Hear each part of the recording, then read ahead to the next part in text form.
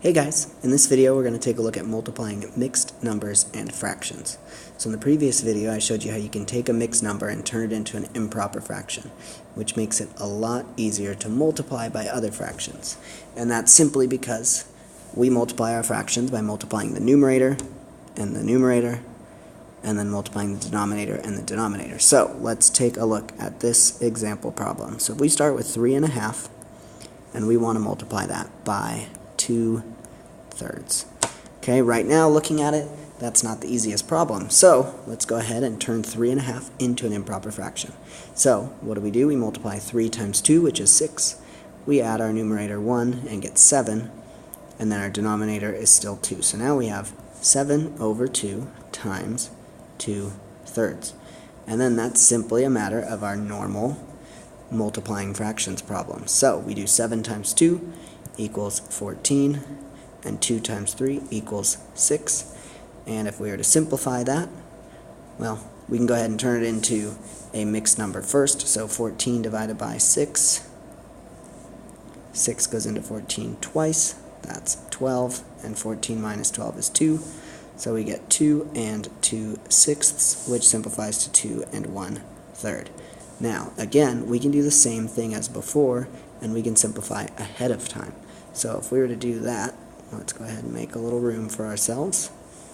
Let's simplify beforehand. So if we grab a different color here, okay, I notice that this 2 and this 2 can both be divided by 2. So if I do that, my new problem becomes 7/1 times 1/3, and that equals 7/3. Then it's just a matter of dividing, and I don't need to simplify my fraction afterwards. So 3 goes into 7 2 times. 3 times 2 is 6. 7 minus 6 is 1. So I get 2 and 1/3. Same answer. Alright, let's do another problem here. So let's try 4 2/3 times, how about 9/11. Okay, so my first step again is going to be to turn this mixed number into an improper fraction. So 4 times 3 is 12. I add 2 and get 14. So that's 14/3 times 9/11. And again, this time I'm going to go ahead and simplify beforehand.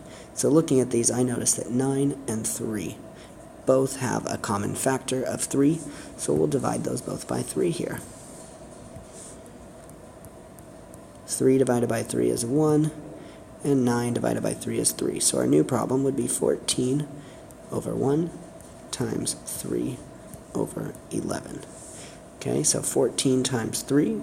If you don't know that off the top of your head, we can always go over here. Okay, 4 times 3 is 12.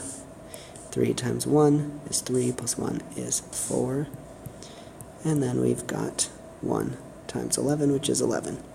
Okay, and again, our last step is always to divide here to turn it into a mixed number. We're going to have 11 goes into 42 3 times, that's 33. And we subtract 42 minus 33 is 9. So our final answer would be 3 and 9/11. Okay? Let's do one more here.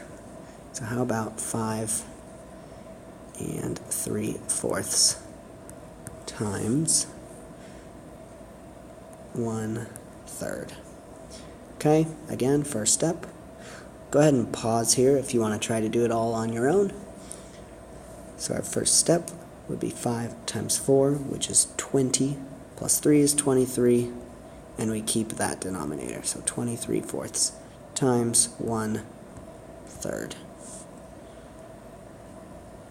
Okay, in this case, there's no simplifying I can do beforehand, no common factors.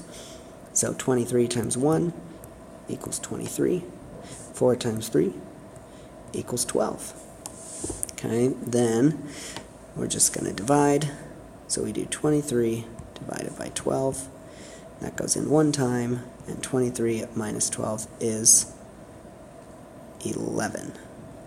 So our answer would be 1 and 11/12. Let's write that a little bigger over here. 1 and 11/12. So if you want to give yourself some extra practice problems on this can be found in lesson 6 of your book. And remember, those pages can be found in the top left corner of the chapter 6 topic on Axis.